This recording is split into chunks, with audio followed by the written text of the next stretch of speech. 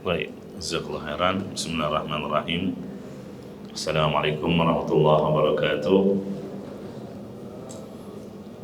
Innal hamdalillah nahmaduhu wa nasta'inuhu wa nastaghfiruh wa na'udzu billahi min shururi anfusina wa sayyiati a'malina. Man yahdihillahu fala mudilla lahu wa man yudlil fala hadiya lahu.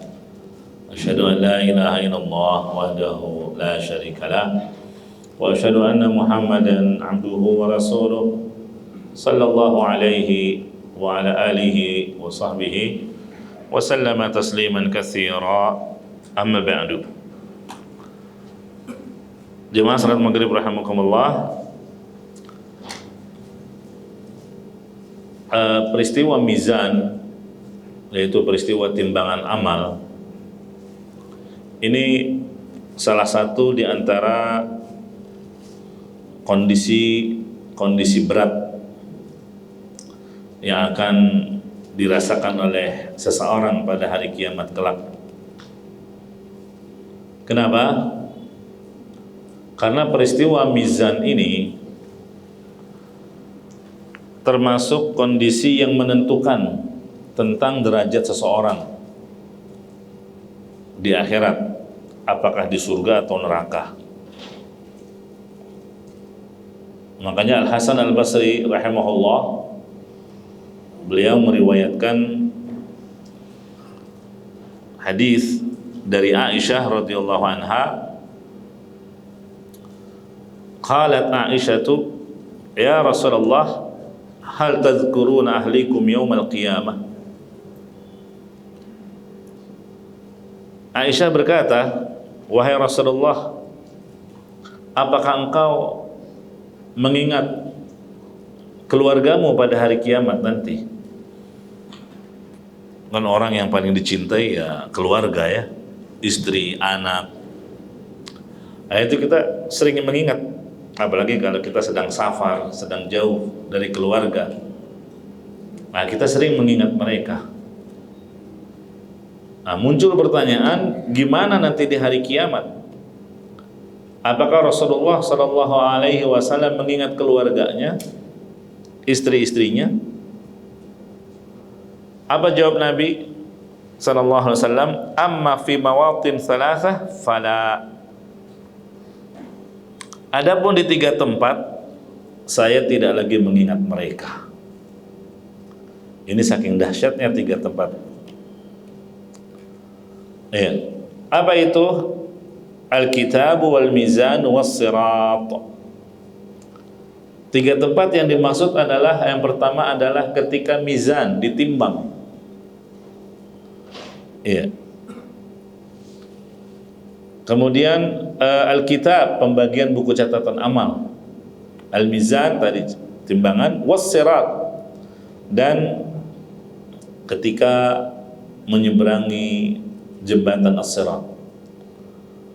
Ya, yang terbentang di atas neraka. Begitu. Ini hadis riwayat Imam Ahmad. Ada hadis yang lain juga yang serupa dengan ini, diriwayatkan oleh Imam Abu Dawud. Jadi makna hadis ini jemaah, Aisyah, istri Nabi SAW, beliau bertanya kepada suaminya, bertanya kepada Rasulullah SAW, apakah beliau akan mengingat keluarganya, terutama istri-istrinya nanti di hari kiamat. Maka Nabi SAW menjawab, dia akan mengingat mereka kecuali di 3 tempat. Kecuali di 3 tempat, yaitu ketika pembagian buku catatan amal, ketika di mizan, dan ketika di as-sirat. Iya. Maka mendengar hal ini Aisyah pun menangis. Ya. Kemudian Nabi bertanya kepadanya, ma yubkik? Apa yang membuatmu menangis? Zakartud nar, karena aku ingat dengan neraka. Fabakaitu, maka aku pun menangis. Begitu. Kemudian di hadis yang lain disebutkan, pertanyaan yang sama, fahal tadhkuruna ahlikum yaumal qiyamah? Apakah kalian mengingat keluarga kalian pada hari kiamat? Faqala Rasulullah sallallahu alaihi wasallam, amma fi thalathati mawatin fala yadhkuru ahadun ahada. Adapun di 3 tempat seseorang tidak lagi mengingat siapapun. Iya. Seseorang tidak akan lagi ingat kepada orang lain, siapapun orang lain itu, termasuk keluarganya dan orang-orang yang dia cintai sekalipun.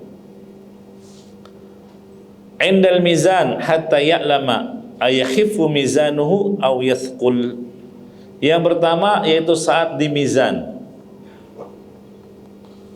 timbangan amal, sampai dia tahu apakah timbangannya itu lebih ringan ataukah lebih berat. Mana yang lebih berat, apakah kebaikannya ataukah dosa-dosanya. Wa indal kitab, dan yang kedua ketika pembagian buku catatan amal, hatta yuqal hina yuqal ha umqra'u kitabiyah, yaitu ketika seseorang dikatakan kepadanya oleh para malaikat, ambillah, bacalah kitabmu ini. Ya. Hatta ya'lama aina yaqa kitabuhu afi yaminihi am fi shimalihi amin wara'i dhahrihi, hingga dia tahu dari mana bukunya akan diberikan. Apakah dari sebelah kanannya, ataukah dari sebelah kirinya, ataukah dari belakangnya. Karena cara penerimaan buku catatan amal itu pun sudah menjadi tanda baik atau buruknya isi buku tersebut. Wa indas sirat, dan yang ketiga adalah ketika di atas as-sirat, yaitu titian yang diantara neraka, idza wudi'a baina dhahri jahannam. Nah, inilah riwayat-riwayat yang menunjukkan bahwa kondisi al-mizan pada hari kiamat ini termasuk kondisi yang berat yang akan dirasakan oleh seseorang. Adapun mizan ini prosesnya setelah hisab, yang kita sudah bahas hisab pada pertemuan sebelumnya. Dan hisab ada 2, ada hisab yasira, hisab yang mudah karena berakhir dengan pengampunan dari Allah, dan yang kedua ada hisab munaqasyah. Nah, ini yang bahaya, yang Nabi mengatakan man husiba uzib, barang siapa yang dihisab maka dia akan diadab, yaitu kalau hisabnya jenis yang kedua. Nah, jadi mizan ini adalah proses setelah hisab. Kalau kata Imam Al-Qurtubi di dalam kitabnya Tadhkirah, beliau menyebutkan bahwa fungsinya hisab itu untuk mengklasifikasikan mana amalan yang saleh dan mana amalan yang buruk, mana amalan yang baik dan mana amalan yang buruk. Itu fungsinya hisab, untuk mengklasifikasikan amalan mana yang baik dan mana yang buruk. Baru setelah itu kemudian masuk proses mizan, yaitu ditimbang mana yang lebih banyak, kebaikan atau keburukan. Makanya sangat logis kalau proses mizan itu setelah hisab. Jelas ya? Nah, ini kata Imam Al-Qurtubi di dalam kitabnya Tadhkirah. Ya.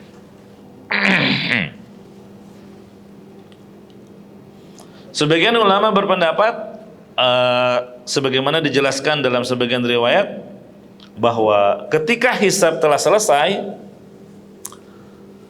maka seseorang akan diberikan rapot dari catatan amalnya, ya, sehingga ada yang bergembira dengan rapotnya, karena itulah dia menerima buku catatan amalnya dengan tangan kanan, seperti yang Allah sebutkan di surat Al-Haqqah, fa amma man utiya kitabahu bi yaminihi fayaqulu ha umqra'u kitabiyah. Ya, seperti orang, atau ilustrasinya seperti anak kita lah, kalau dapat rapot bagus kan dengan bangganya dia memperlihatkan hasilnya kepada orang tua. Lihat ini ibu, lihat ini ayah, rapot saya. Senang dengan isinya, bagus nilainya. Iya. Adapun sebagian mereka setelah dihisab dia diberikan rapot catatan tapi dari sebelah kiri. Nah, ini yang mereka ketakutan. Wa amma man utiya kitabahu bishimalihi. Adapun orang-orang yang diberi buku catatan dari sebelah kiri, itu udah ketakutan duluan. Padahal dia belum buka bukunya. Tapi Allah Subhanahu wa taala sudah mengingatkan dia akan apa yang telah dia perbuat selama di dunia. Maka dia ingat akan dosa-dosanya, maksiatnya, maka belum buka isinya udah ketakutan duluan. Sehingga dia berkata, fayaqulu ya laitani lam uta kitabiyah. Duhai kiranya buku catatan ini tidak diberikan kepada aku. Ya, saking jeleknya isi buku itu. Ini jamaah rahimani wa rahimakumullah. Apa sih mizan itu? Maknanya mizan adalah alatul wazni, alat untuk menimbang. Ya. Mizan alatul wazni, alat untuk menimbang. Dan dia memiliki 2 daun timbangan dan 1 penyangga. Ya. Nah, adapun dalil-dalil tentang adanya proses mizan itu banyak dari Al-Quran maupun hadis. Kalau dari Al-Quran diantaranya di surat Al-Qari'ah kita sering dengar ini. فَأَمَّا مَنْ ثَقُلَتْ مَوَازِينُهُ فَهُوَ فِي عِيشَةٍ رَاضِيَةٍ. Adapun orang-orang yang berat timbangan kebaikannya, berarti kalau berat timbangan kebaikannya ya ringan, timbangan keburukannya terangkat. فَهُوَ فِي عِيشَةٍ رَاضِيَةٍ, maka dia akan berada dalam kehidupan yang memuaskan. Ya. Diridhoi oleh Allah, senang dia. Wa amma man khaffat mawazinuh, adapun orang-orang yang kebalikannya, ringan timbangan kebaikannya, fa ummuhu hawiyah, maka tempat kembalinya adalah neraka hawiyah. Ini jelas dalilnya. Al-Qari'ah ayat 6 sampai 9. Dalil yang lain ada di surat Al-Mu'minun ayat 102 sampai 103. Faman thaqulat mawazinuhu faulaika humul muflihun. Barang siapa yang berat timbangan kebaikannya, mereka itulah orang-orang yang beruntung, orang-orang yang sukses. Wa man khaffat mawazinuhu faulaika alladzina khasiru anfusahum. Adapun orang-orang yang ringan timbangan kebaikannya, mereka itulah orang-orang yang merugikan dirinya sendiri. Gimana nggak rugi? Karena Allah Subhanahu wa taala sudah demikian pemurahnya. Kalau kita berbuat kebaikan dilipat gandakan 10 sampai 700 kali lipat. Tapi kalau berbuat dosa hanya dilipatkan 1 saja, tidak sampai sedemikian banyak, kecuali ada faktor lain, misalnya kita menjadi pelopornya. Nah, itu lain. Harusnya kan secara matematika kebaikan kita lebih banyak. Makanya di sini dikatakan, barang siapa yang ringan timbangan kebaikannya, itulah orang-orang yang merugikan dirinya sendiri. Iya. Ini dalil yang kedua di surat Al-Mu'minun ayat 102 sampai 103. Dalil yang ketiga di surat Al-Anbiya ayat 47. Allah Subhanahu wa taala berfirman, "Wa nadha'ul mawazinal qista liyaumil qiyamah." Kami akan memasang timbangan yang adil, akurat, tepat. Kami akan pasang itu timbangan di hari kiamat. Fala tuzlamu nafsun syai'a, tidak akan ada yang dicurangi sedikit pun. Tidak seperti timbangan di dunia ya, banyak yang berlaku curang. Wa in kana mithqala habbatin min khardalin ataina biha. Lihat. Sekalipun amalan itu hanya seberat biji sawi. Ini amalan yang sekecil apapun, walaupun seberat biji sawi, ataina biha, kami akan berikan balasannya. Wa kafa bina hasibin. Nah, ini dalil-dalil dari Al-Qur'an tentang adanya mizan, ya. Dari Al-Qari'ah, Al-Mu'minun dan Al-Anbiya. Adapun dalil dari hadis banyak. Di antaranya adalah tentang keutamaan dua kalimat. Ya, kalimatani khafifatani 'ala lisan, thaqilatani fil mizan, habibatani ila rahman. Ada dua kalimat yang ringan diucapkan di lisan tapi berat pengaruhnya di timbangan di mizan. Dan dua kalimat ini dicintai oleh Ar-Rahman, yaitu Allah Azza wa Jalla. Apa itu dua kalimat tersebut? Subhanallah bihamdi, subhanallahil azim. Ya, demikian juga dengan hadis tentang keutamaan bersuci, at-tuhuru syatrul iman, walhamdulillah tamla'ul mizan. Ya. Dan juga hadis tentang keutamaan akhlak yang mulia, ma syai'un athqalu fi mizanil mu'min yaumal qiyamah min khuluqin hasan. Tidak ada sesuatu yang lebih berat dalam timbangan seorang mukmin pada hari kiamat kelak daripada akhlak yang baik. Dan seterusnya dari hadis-hadis sahih. Intinya apa? Dalil adanya proses mizan itu di Al-Quran dan hadis. Ya. Adapun sifatnya mizan, yang pertama, mizan itu hakiki, bukan majas. Tidak seperti perkataan orang-orang Mu'tazilah. Ya, Mu'tazilah. Mereka menganggap mizan itu nggak ada hakikatnya, itu hanyalah simbol keadilan. Iya. Kata mereka, mizan adalah keadilan. Alasannya apa? Nggak ada itu yang namanya timbangan yang terdiri dari dua neraca dan satu penyangga seperti yang kita pahami di dunia. Apa yang mau ditimbang? Ya, namanya Mu'tazilah kan pendewa akal. Mereka lebih mengedepankan logika daripada nas. Di antara alasan mereka menolak adanya mizan adalah karena amalan itu kan abstrak. Gimana caranya ditimbang?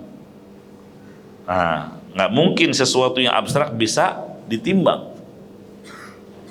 Ya, seperti tadi subhanallah wa bihamdi subhanallahil azim, ini kan abstrak, nggak mungkin ditimbang, gitu ya. Nah, apa kita jawab terhadap mereka yang mengingkari adanya mizan di hari kiamat? Pertama, Mu'tazilah ini menyelisihi ijma' ulama. Padahal adanya mizan itu termasuk konsensus ulama, ijma' ulama salaf, bahwa mizan itu sesuatu yang hakiki, benar-benar ada, bukan majas. Kalau alasannya sesuatu yang abstrak tidak bisa ditimbang, sangat mudah bagi Allah menjadikan sesuatu yang abstrak menjadi konkret, real. Innallaha ala kulli syai'in qadir. Allah kan maha mampu atas segala sesuatu. Iya. Banyak dalilnya, sesuatu yang abstrak kemudian Allah ubah menjadi sesuatu yang konkret. Misal tentang keutamaan surat Al-Baqarah dan Ali Imran. Siapa yang sering membacanya, apalagi kalau menghafalnya, dengan mentadabburi maknanya, dia akan memperoleh keutamaan. Apa keutamaannya? Dua surat ini akan membentuk tumpukan awan yang akan menaungi para pembacanya. Jadi di saat matahari mendekat 1 mil, itu kan panas, nggak ada tempat bernaung kecuali yang dinaungi oleh Allah Subhanahu wa Ta'ala. Kan Nabi menyebutkan di hadis yang lain ada 7 golongan mendapatkan naungan: pemimpin yang adil, ya, pemuda yang tumbuh dalam ketaatan ibadah kepada Allah, laki-laki yang hatinya bergantung di masjid, dan seterusnya. Dan 7 itu bukan pembatasan. Nah, buktinya ada lagi di sini, yaitu orang yang rajin membaca dua surat ini, Al-Baqarah dan Ali Imran. Ini kan bacaan yang abstrak. Apa kata Nabi SAW? Iqra'u az-Zahrawain. Nah, ini julukan untuk dua surat tersebut, Al-Baqarah dan Ali Imran, itu disebut az-Zahrawain. Al-Baqarah wa surat Ali Imran, kata Nabi SAW.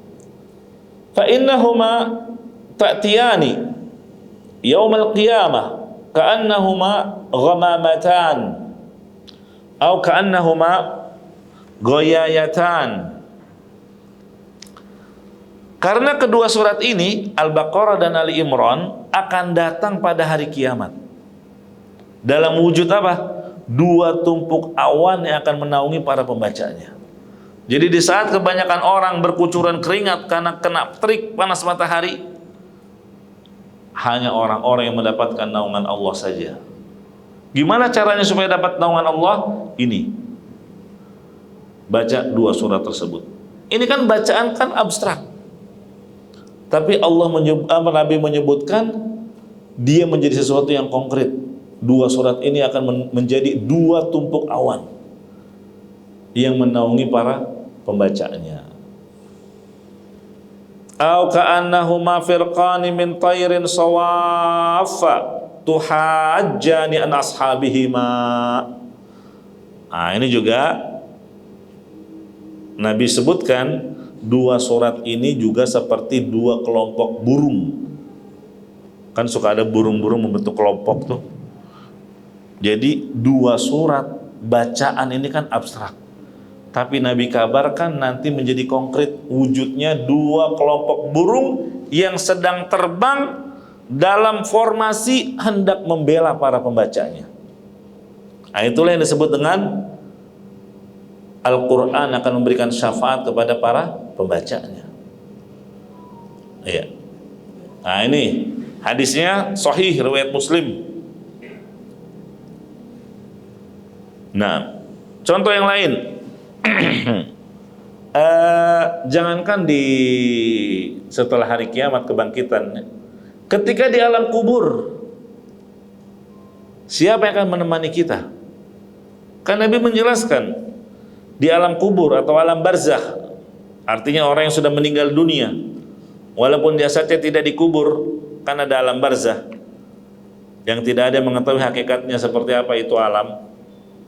Yang jelas fase setelah kehidupan alam dunia, kalau jasadnya dikubur ya alam kubur, kalau nggak dikubur ya alam barzakh. Sama. Siapa yang menemaninya?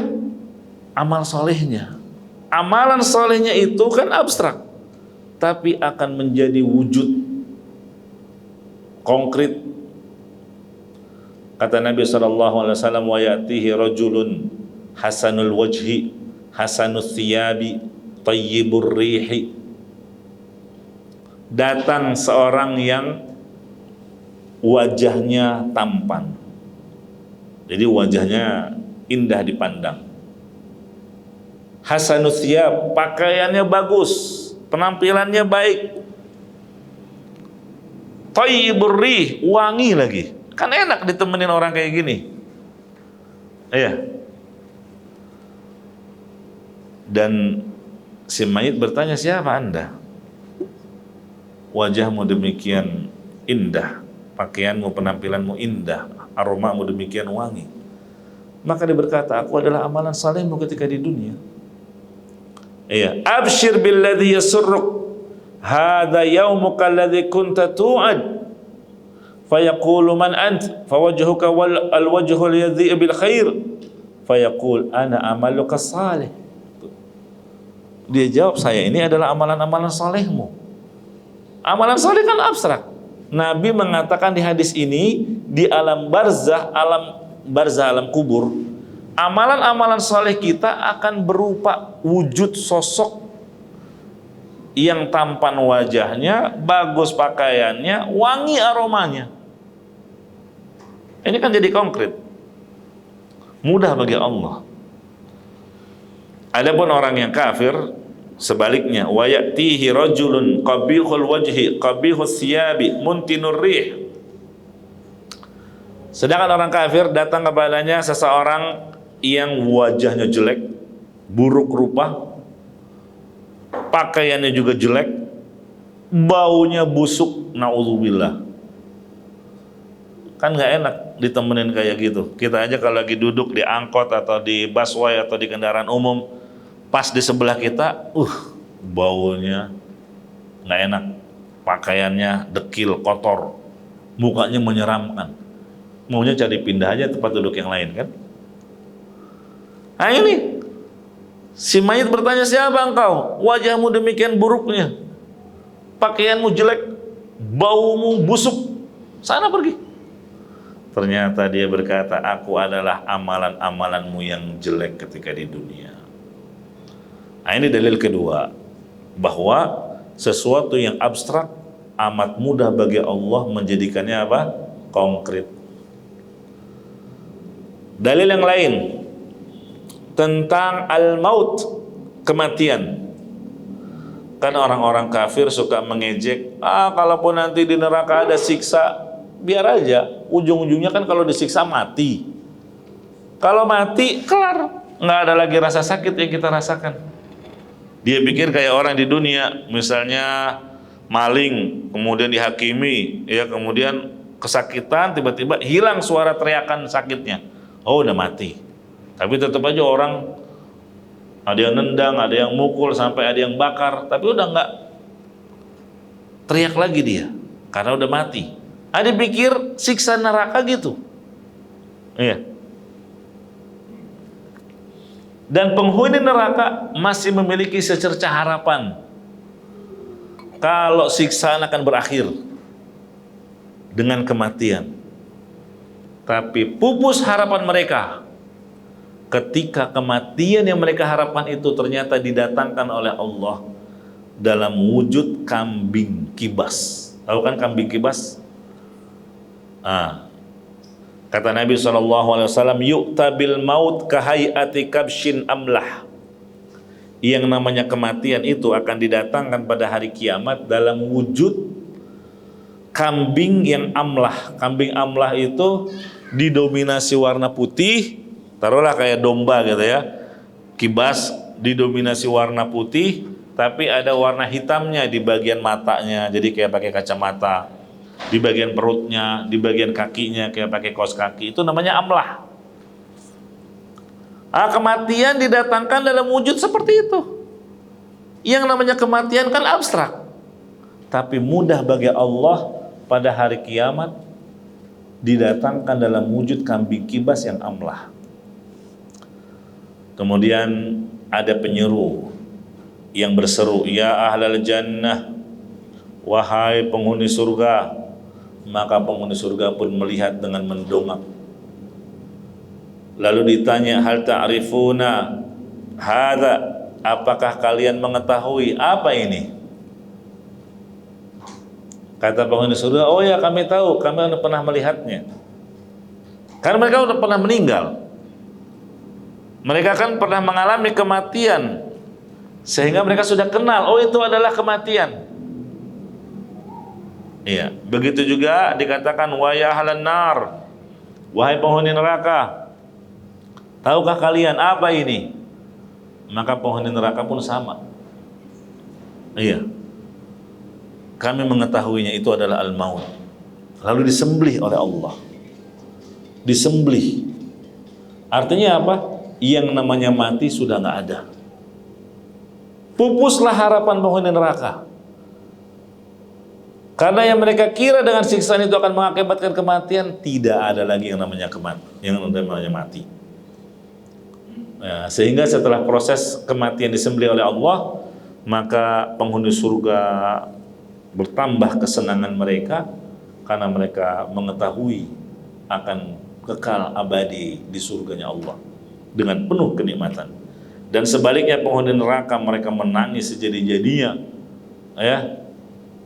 Karena apa? Mereka tahu bahwa mereka akan berada di dalam neraka selama-lamanya. Iya. Nah, jadi terbantahkanlah apa yang dijadikan alasan orang-orang Mu'tazilah. Nggak ada mizan itu, nggak ada. Alasannya apa tadi? Mizan itu sesuatu yang abstrak. Gimana bisa ditimbang? Ya, jawabannya mudah. Banyak dalil-dalil. Tiga di antaranya tadi kita sebutkan, sesuatu yang abstrak, namun Nabi mengabarkan diubah menjadi sesuatu yang konkret. Ya. Nah, kemudian sifat mizan yang kedua. Jadi sifat mizan yang pertama, mizan itu hakiki bukan majas. Bukan seperti mereka mengatakan mizan itu artinya keadilan. Ya, Allah akan mengadili manusia seadil-adilnya. Bukan berarti ada timbangan yang terdiri dari dua neraca. Nah, itu kan kata mereka. Iya, salah. Kita katakan hakiki, bukan majas. Yang kedua, mizan itu memiliki dua daun timbangan, dua neraca, dan satu penyanggah. Ini disebutkan dalam hadis dari Salman Al-Farisi radhiyallahu an. Nabi SAW bersabda, "Yudha'ul mizan yaumal qiyamah." Mizan akan diletakkan pada hari kiamat. "Falau wuzina fihi samawati wal ardu lawasi'at." Seandainya ditimbang padanya langit dan bumi akan cukup. Nah, ini kan menunjukkan besar sekali itu. Ya, timbangannya, neracanya. Sampai Nabi mengatakan seandainya ditimbang pada mizan langit dan bumi akan cukup. Ya, sampai para malaikat itu apa? Takjub, kagum melihat mizan ini. Fataqulul malaikatu ya Rabb liman yazinu hadza? Malaikat saking kagumnya bertanya, wahai Tuhanku, timbangan ini untuk apa? Fayaqulullah, Allah menjawab, liman syi'tu min khalqi, untuk menimbang siapa yang aku kehendaki dari makhlukku. Fataqulul malaikatu, maka malaikat berkata, subhanak ma'abadnaka haqqa ibadatik. Maha suci Engkau ya Rabb, kami tidak akan beribadah sebagaimana yang kau mestinya. Artinya mereka merasa dalam peribadatannya itu masih penuh dengan kekurangan. Iya, dan seterusnya. Nah, ini jamaah rahimani wa rahimakumullah, dalil bahwasanya mizan itu memiliki dua daun timbangan, satu timbangan untuk menimbang kebaikan, ya, dan satunya lagi untuk menimbang keburukan. Iya. Kemudian adapun dari apa itu timbangan, apakah dari emas ataukah dari perak, ya wallahu a'lam, itu bukan urusan kita terbuat dari apa. Yang terpenting bagi kita adalah bagaimana kita bisa selamat dari proses mizan tersebut. Itu ya. Kadang syaitan mengalihkan kepada pertanyaan itu, kalau timbangan ukurannya kayak gimana? Itu terbuatnya dari apa? Angka menunjukkannya apa? Nah, ini pertanyaan-pertanyaan, ngapain kamu fokusnya kepada timbangannya terbuat dari apa? Fokuslah bagaimana kamu bisa selamat ketika ditimbang di mizan itu. Gitu. Kemudian yang ketiga, mizan itu adil. Adil. Nggak ada kecurangan padanya. Makanya disifati dengan al-qista. Wa nadha'ul mawazin al-qista li yaumil qiyamah. Ya, adil. Artinya apa? Tidak ada kecurangan padanya sedikit pun. Keempat, mizan ini detail. Sangat detail. Sampai dikatakan di ayat tadi, wa in kana mithqal habbah min khardalin ataina biha. Ya, sekalipun amalan sebiji sawi itu akan ada beratnya. Atau di ayat yang lain apa? Zarrah, faman ya'mal mithqala zarrah. Zarrah ini apa? Ungkapan sesuatu yang sangat kecil, ringan. Kan sekarang ada timbangan yang per gram tuh, seperti di tukang emas itu ya. Artinya detail sekali. Nah, tapi kira-kira bisa nggak menimbang sesuatu yang sangat ringan terus muncul? Enggak juga. Ya. Nah, itulah kekurangannya timbangan di dunia. Adapun di akhirat timbangannya sampai Allah katakan zarrah pun ada nilainya. Apa itu zarrah? Sesuatu yang sangat kecil, sesuatu yang sangat halus, lembut. Ada tiga penafsiran. Penafsiran pertama, zarrah itu anak semut. Udah semut ini anaknya lagi. Kalau ada semut jalan di belakang baju kita atau di belakang punggung kita, kan nggak terasa. Kecuali dikasih tahu orang, ada semut. Iya. Kenapa nggak terasa? Saking entengnya itu semut. Nah, semut, anak semut dalam bahasa Arab disebut zarrah. Iya. Nggak terasa. Tapi di mizan akan ada beratnya. Penafsiran yang kedua, zarrah itu artinya debu. Jadi kalau kita tayamum misalnya pakai debu, terus digibas-gibas, kan ada yang jatuh tuh. Yang jatuh di kertas ini bukan zarrah. Zarrah itu yang masih nempel di sini. Itu zarrah. Iya. Kemudian yang ketiga, ada yang menafsirkan zarrah itu adalah debu.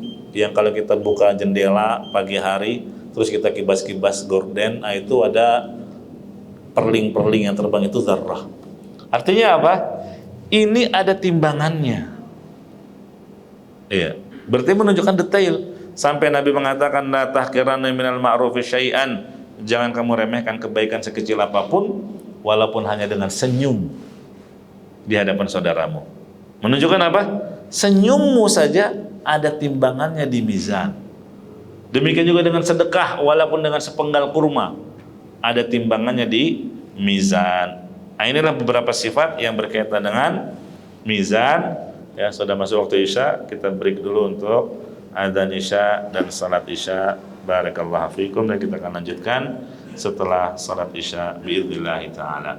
Wallahu a'lam, naktafi bihadzal qadar. Subhanakallahumma bihamdik, asyhadu an la ilaha illa anta, astaghfiruka wa atubu ilaik. Walhamdulillahirabbil alamin. Wassalamualaikum warahmatullahi wabarakatuh. Assalamualaikum warahmatullahi wabarakatuh. Alhamdulillah, wassalatu wassalamu ala rasulillah wa ala alihi wa ashabihi wa mu'alah, wa la hawla wa la quwwata illa billah, amma ba'du. Setelah kita sebutkan dalil-dalil dari Al-Quran dan Hadis tentang adanya mizan di hari kiamat, dan juga bantahan terhadap kelompok Mu'tazilah yang mengingkari adanya mizan tersebut. Kemudian juga kita sudah sebutkan sifat-sifat al-mizan. Selanjutnya, apa yang akan ditimbang di mizan? Apa yang akan ditimbang di mizan? Jazakallahu khairan. Kalau kita memperhatikan dalil-dalil yang ada,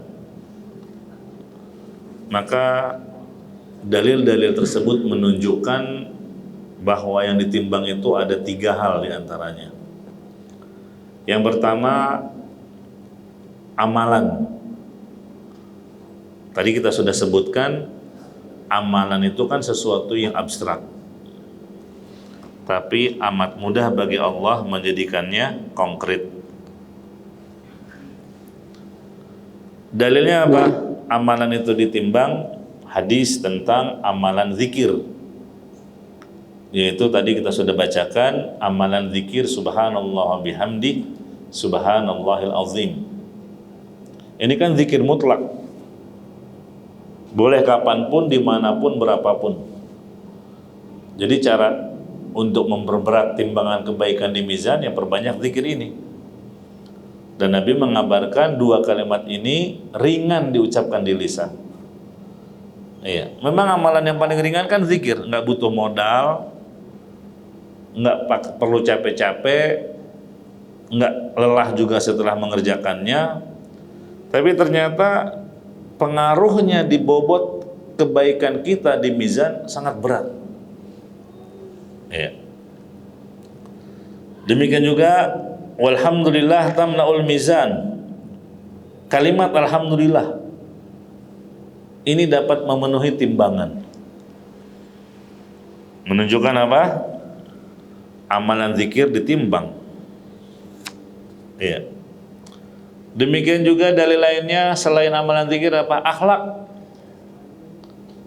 Nabi mengatakan, "Ma syai'un athqalu fi mizanil mu'min yaumal qiyamah min khuluqin hasan."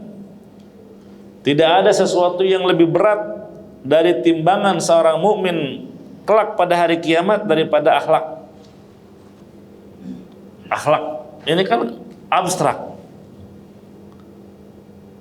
Makanya kita dianjurkan memperbaiki akhlak, memperindah akhlak. Jangan justru bangga dengan akhlak yang tercela.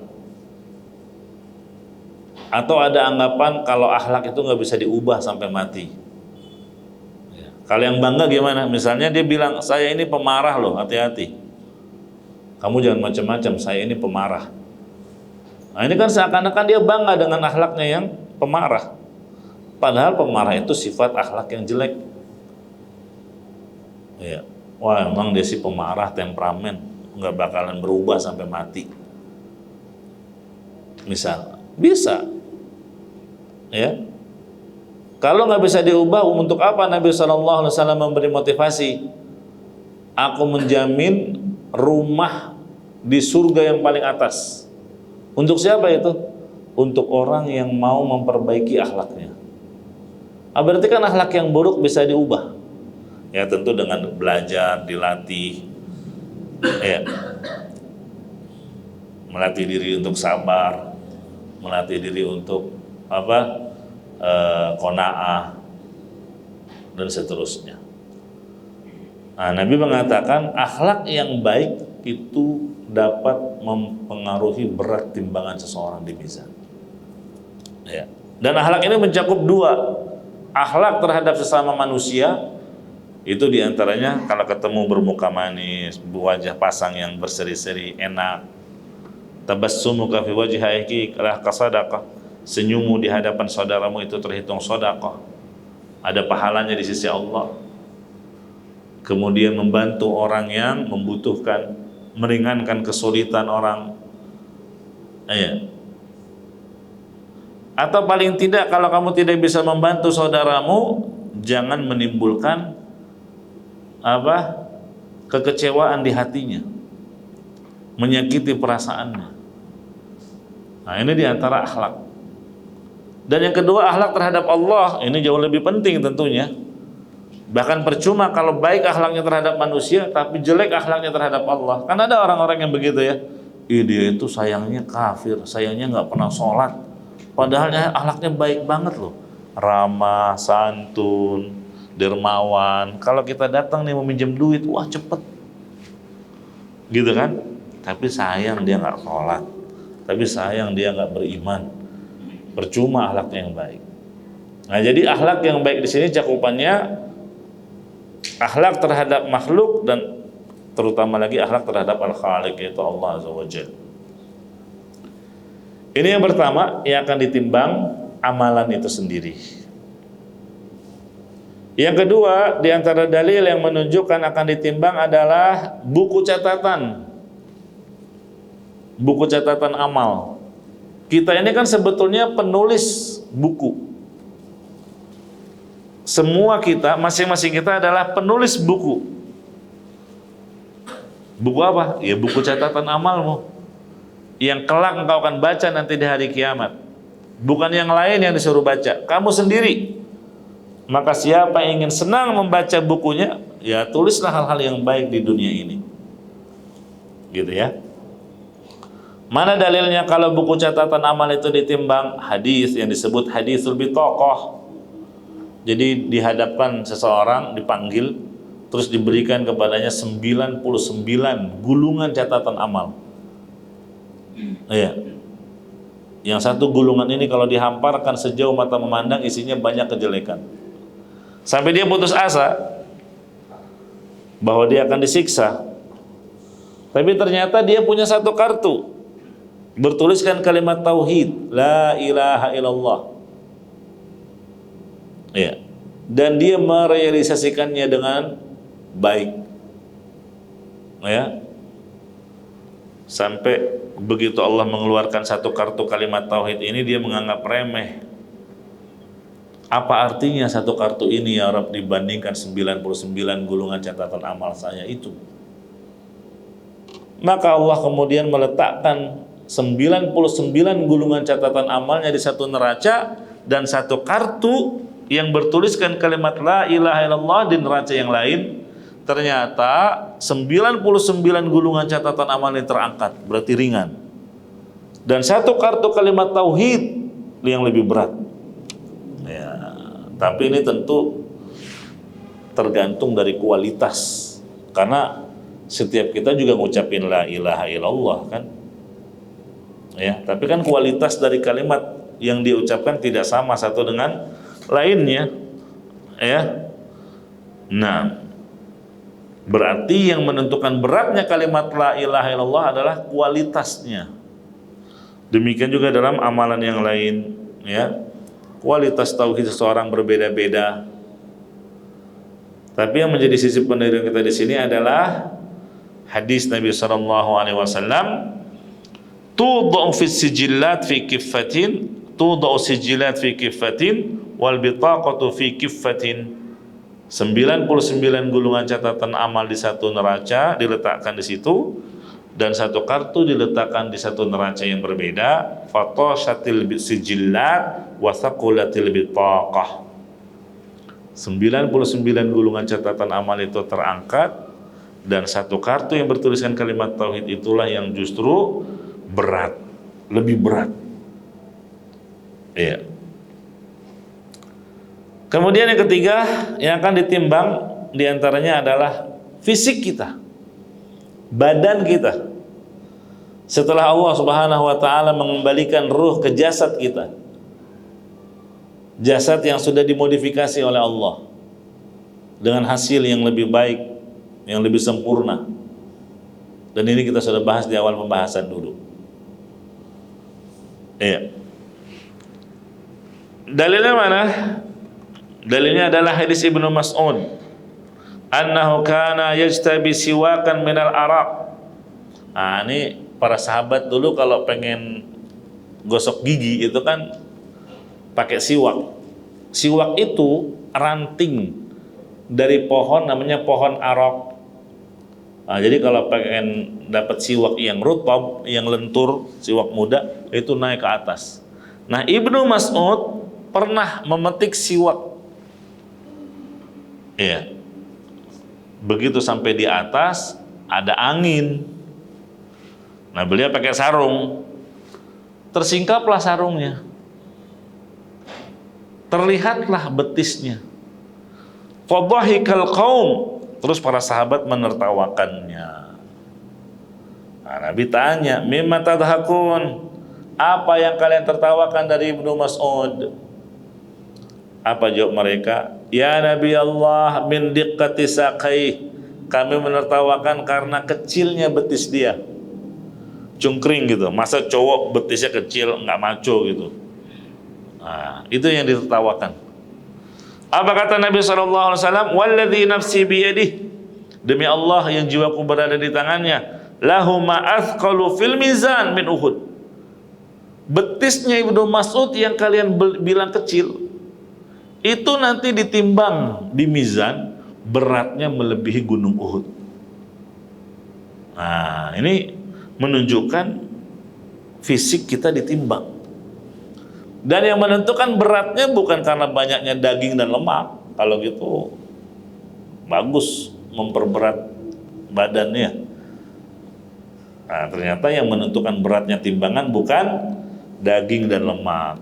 Karena disebutkan di hadis yang lain, innahu la ya'ti rajulul azimus saminu yaumal qiyamah la yazinu indallah janaha ba'udah. Didatangkan seseorang pada hari kiamat, badannya gemuk, besar. Begitu ditimbang di mizan, ternyata beratnya tidak melebihi sayap seekor nyamuk. Kenapa? Ya karena tidak dipakai untuk ketaatan kepada Allah. Beda dengan Ibnu Mas'ud yang badannya kecil, kakinya kecil, tapi semangat dalam melangkahkan kaki kepada kebaikan. Oleh karena itu jemaah rahimakumullah, mumpung kita diberikan kesehatan fisik yang kuat, apalagi masih muda, ya banyak-banyaklah melakukan kebaikan. Ya, semangat melangkahkan kaki ke masjid, menghadiri sholat 5 waktu, ya, bersilaturahmi, birrul walidain dan seterusnya. Ya, karena Ibnu Mas'ud ini walaupun kakinya kecil, betisnya kecil, tapi dia semangat memenuhi panggilan jihad, sehingga berat kakinya itu melebihi gunung Uhud. Gitu ya. Dan Nabi SAW mengabarkan di dalam hadis yang sahih, di antara yang akan ditanya di hari kiamat adalah apa? Anjismika fi ma'ablah. Ya, badanmu, capekmu, lelah letihmu karena apa? Ya. Nah, ini yang termasuk akan mempengaruhi beratnya fisik seseorang. Nah, itu dalil-dalil yang menunjukkan bahwa yang akan ditimbang diantaranya pelakunya sendiri, ya, fisiknya, badannya, ya. Kemudian yang kedua amalannya, dan yang ketiga bisa jadi buku catatannya. Wallahu alam bagaimana mengkompromikan hadis-hadis ini, ya. Ada yang bilang ketiga-tiganya akan ditimbang seluruhnya. Ada juga yang berpendapat beda-beda kondisinya. Ada yang kondisinya hanya ditimbang amalannya saja. Ada juga kondisi yang hanya ditimbang buku catatan amalnya saja. Ada juga yang kondisinya yang ditimbang hanya fisiknya saja, dirinya saja. Wallahu a'lam. Tetapi tentunya yang menentukan tadi adalah seperti yang kita singgung, kualitas. Ya, kualitas. Apakah yang ditimbang amalnya, buku catatannya, ataukah fisiknya? Ya, berat atau ringannya itu kembali kepada kualitas amalan. Ya, makanya hendaknya kita lebih fokus kepada kualitas dalam beramal daripada kuantitas. Ya, bagaimana amal yang berkualitas? Yang paling ikhlasnya dan yang paling mencocoki sunnah nabinya. Ya, inilah jamaah azanillahu wa iyyakum pembahasan kita. Adapun hasil dari mizan itu tentu kalau lebih berat timbangan kebaikannya daripada keburukan, maka dia akan dimasukkan ke dalam surga. Ya. Nah, terus kalau balance gimana? Imbang. Ya, kebaikan dan keburukannya seimbang. Nah, maka mereka akan ditempatkan di bukit namanya Al-A'raf. Dan itu sifatnya sementara. Dia akan digabungkan dengan orang-orang yang ketika di dunia matanya buta atau gila, pikiran enggak punya akal karena gila atau tuli. Intinya mereka tidak menjalankan syariat agama karena kecacatannya tadi. Iya. Nah, mereka ditempatkan di bukit Al-A'raf. Iya. Demikian. Sampai kapan? Ya, sampai datang ujian Allah.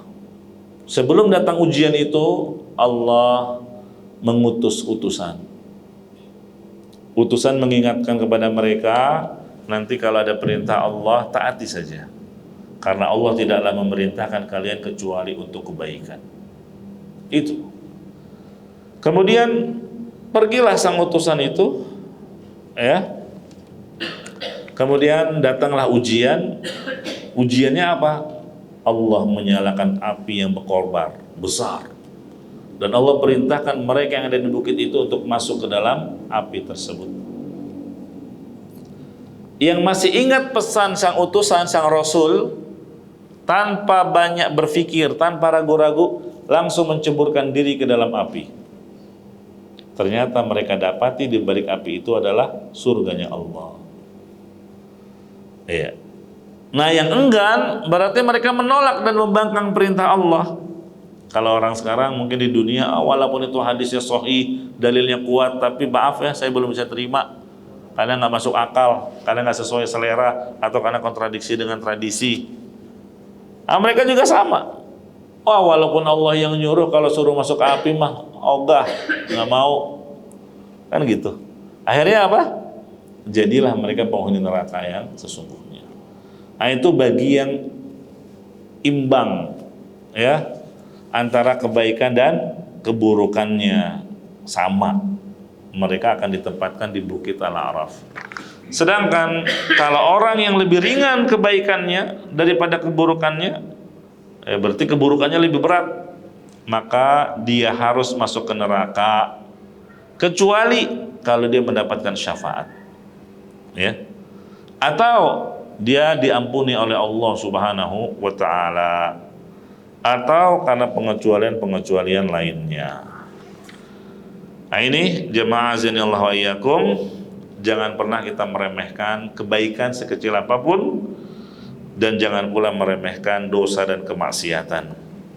Iya, jangan juga